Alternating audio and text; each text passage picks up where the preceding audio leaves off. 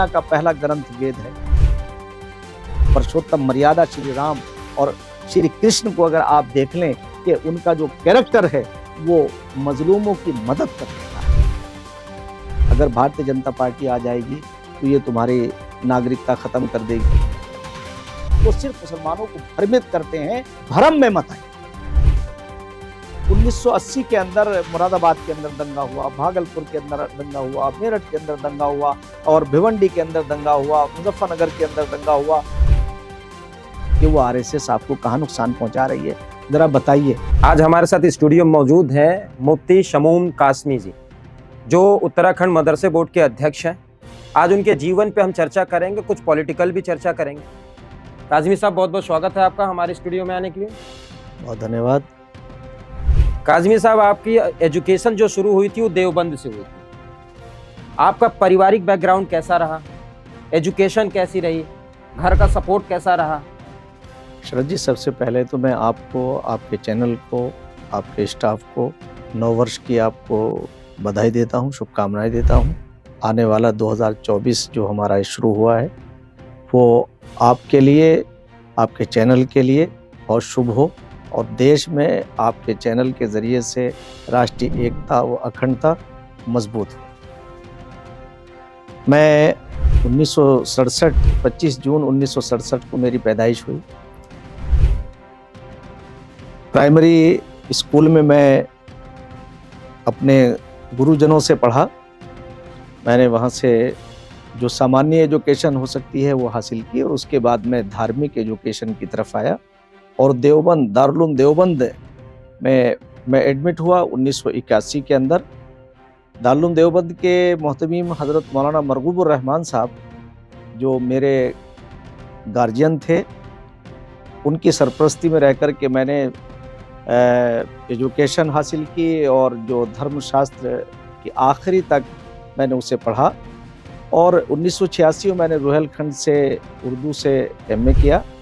उसी बीच में मुझे हमारे एक गुरु जिन्होंने 18 साल वेदों पर रिसर्च किया था, आचार्य शम्स नवेद उस्मानी साहब, जो ओरिएंटल कॉलेज रामपुर में इंग्लिश के लेक्चरर थे, उनसे मुझे मॉरल एजुकेशन और ख़ास तौर से वेदों का ज्ञान मुझे उनसे प्राप्त हुआ।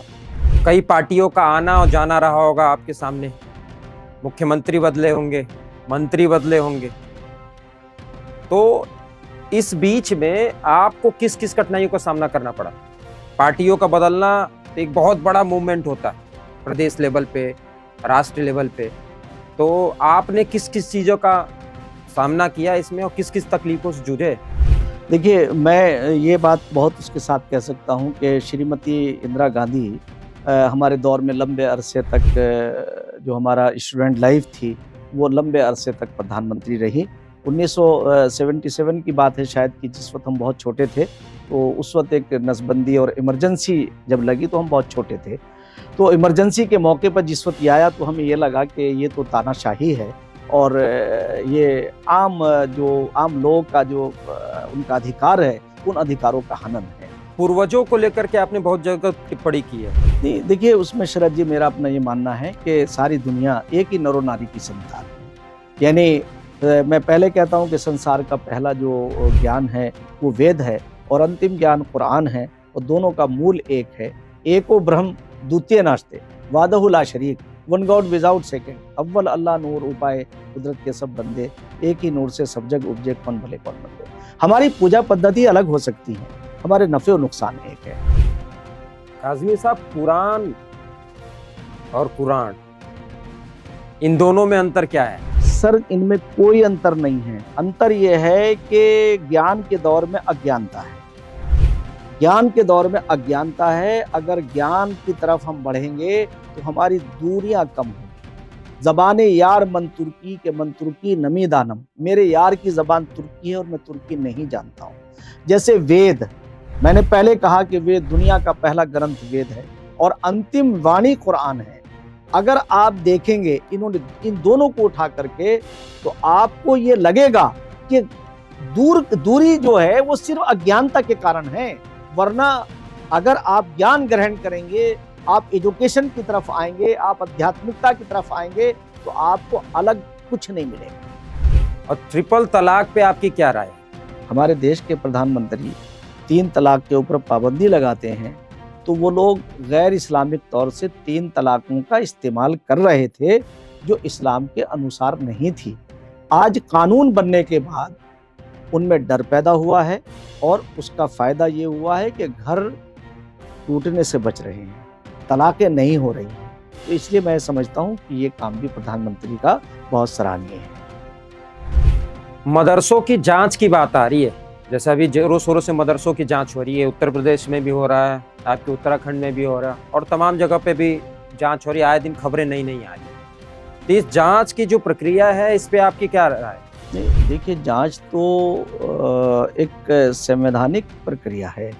जांच समय समय पर होती रहती है और जांच में अगर कोई चीज़ खराब आती है तो उस पे कार्रवाई होती है और अगर उनकी कोई ज़रूरत ऐसी होती है तो वो ज़रूरत भी पूरी होती है।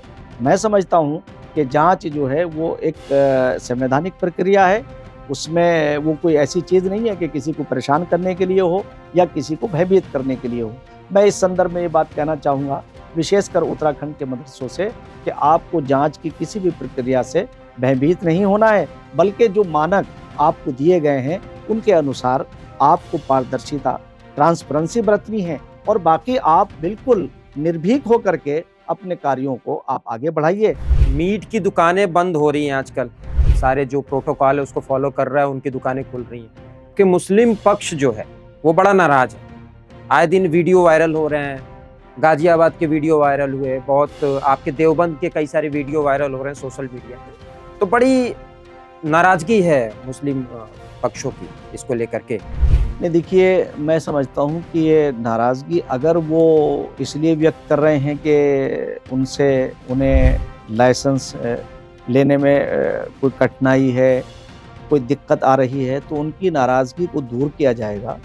और मैं समझता हूँ कि अगर नाराज़गी इसलिए है कि वो बगैर लाइसेंस के अगर दुकानें बंद हो रही तो उन्हें नाराज़ नहीं होना चाहिए, बल्कि विधिवत तौर से, कायदे के तौर से उन्हें लाइसेंस लेना चाहिए और उसी के जो शर्तें हैं उसके अनुसार उन्हें सुचारू रूप से अपने कारोबार को करना चाहिए।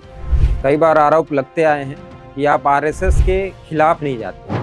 नहीं सर, देखिए, मैं आपको बताऊं मुझे क्या भय है। मैं तो ये समझता हूं कि जो लोग, मैं फिर उसका उल्लेख करूंगा कि जो आरएसएस से 60 साल के अंदर दरअसल किसी चीज़ को आप कहते रहिए, तो जब आप कहते रहेंगे तो आपके मन में वो बात ज़रूर बैठ जाएगी। तो मुसलमानों की ये विडंबना है कि 60 साल के इस लंबे अरसे के अंदर उनके दिमाग के अंदर यही बात डाली कि आरएसएस तुम्हारी दुश्मन है। मैं चैलेंज के साथ ये बात पूछना चाहता हूँ कि आरएसएस मुसलमानों के खिलाफ है कहाँ? बहुत सारे लोग ये बात कहते हैं मुझे, मैं ईमानदारी के साथ ये बात कह रहा हूँ कि जो पशु पक्षियों की सेवा करते हों, उनकी हिफाजत की बात करते हों, गौ माता की रक्षा की बात करते हों, गंगा की पवित्रता की बात करते हों, हिमालयों की रक्षा की बात करते हों, पर्यावरण की बात करते हों, मैं मुसलमानों से ये पूछना चाहता हूँ कि वो आरएसएस आपको कहाँ नुकसान पहुँचा रही है, ज़रा बताइए। काज़मी साहब, जैसे आप बता रहे हैं कि 60 साल से मुसलमानों को बरगलाया गया, तो 60 साल से बरगलाने की जो प्रक्रिया थी तो सीधा सीधा आपका निशाना कांग्रेस की तरफ है?